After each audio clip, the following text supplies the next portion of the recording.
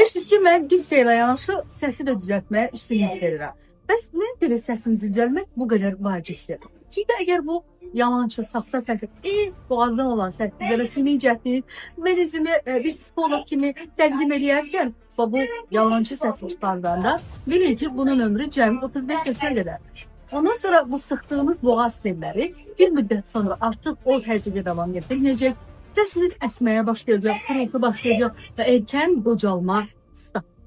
Digər üzvlərimiz kimi səs tellərimiz də qocalır. Xüsusən təzyiq altında illərlə işləyirsə. Bir-birimiz isə yaşı 35-i keçən qadınlar artıq bunu müşahidə etməyə başlayırlar. Hətta indi bu videoya baxırsınızsa, 50-dən yuxarı yaşınız varsa belə daha da səsinizi itirməmək üçün sizə bu kurslara yazılmağı təklif edirəm və nəinki sizə, ümumiyyətlə gənclər səsini qorumaq üçün bu yalancı səsdən imtina edib sinə səsi ilə danışmağı öyrənsinlər. Çünki 3 tür səs var: sinə səsi, diafraqm səsi və beyin səsi. Təklif edirəm ki, bu təlimlərdən faydalanın və sizin səsiniz qoyun billur kimi şakraq eşidilsin.